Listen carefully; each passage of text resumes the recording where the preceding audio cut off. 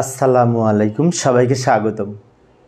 প্রিয় শিক্ষার্থী বন্ধুরা, আজকে আমি যে হেক্সাডেসিমাল সংখ্যা 6D 16 ভিত্তিক হেক্সাডেসিমাল সংখ্যা, তো এই হেক্সাডেসিমাল সংখ্যাটির বাইনারি মান কীভাবে নির্ণয় করা যায় তা সহজভাবে আলোচনা করার চেষ্টা করব। তো আলোচনায় আছে আমি মোহাম্মদ সিরাজুল ইসলাম। চলো শুরু করা যাক।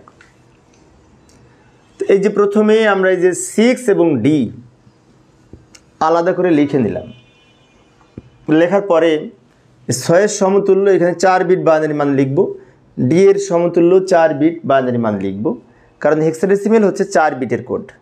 তো হেক্সাডেসিমাল যেহেতু 4 বিটের কোড একটু মনে রাখার চেষ্টা করব, সেজন্য হেক্সাডেসিমাল সংখ্যার প্রতিটির সমতুল্য 4 বিট করে বাইনারি মানে রূপান্তর করে বাইনারি মানে লেখা যায়।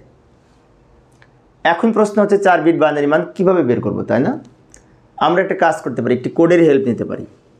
এই যে 8421 এই কোড ধরে খুব সহজে এই 4 বিট বাইনারি মান বের করা যায়।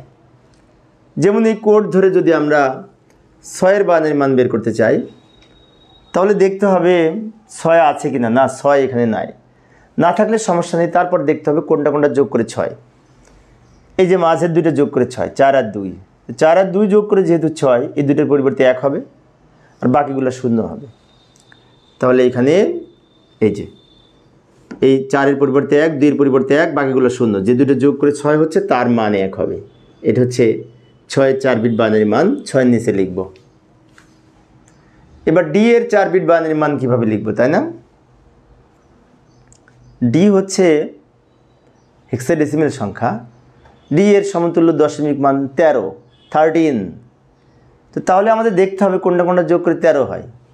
এইগুলোর মধ্যে এই 8 আর 4 12 আর এই 1 এ 13, অর্থাৎ 8, 4 আর এই 1 যোগ করে 12 হচ্ছে, 13 হচ্ছে। এই 2 যোগ করার দরকার নেই, তাই না?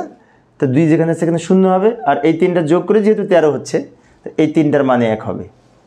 যেমন 8, 4 আর ওই 1, এই 3টা যোগ করে 13 হবে, সেই জন্য এই 3টার মানে 1, 2 যোগ করার দরকার নেই, 2 এর মান 0।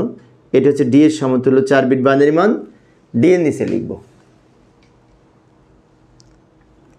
এখন উত্তর লিখব কিভাবে? এই সংখ্যাটা এইখানে লিখব, এই সংখ্যাটা এইখানে লিখব, তারপর ব্র্যাকেট দিয়ে ভিত্তি হিসেবে 2 লিখব, কারণ বাইনারি সংখ্যার বেজ হচ্ছে 2।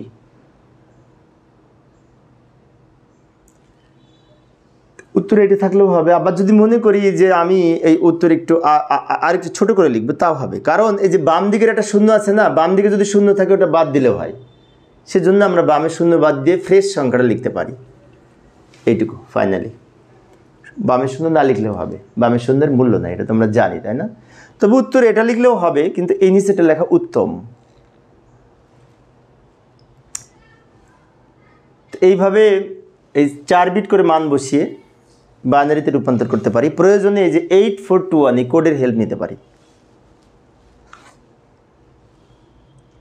তো প্রিয় শিক্ষার্থী বন্ধুরা, আমার এই অঙ্কটি যদি তোমরা বুঝে থাকো, আমি অনুরূপ একটি অঙ্ক তোমাদের সামনে উপস্থাপন করছি। এই যে লক্ষ্য করি 6E বেজ 16, তো এটাও তো হেক্সাডেসিমাল সংখ্যা, তাই না?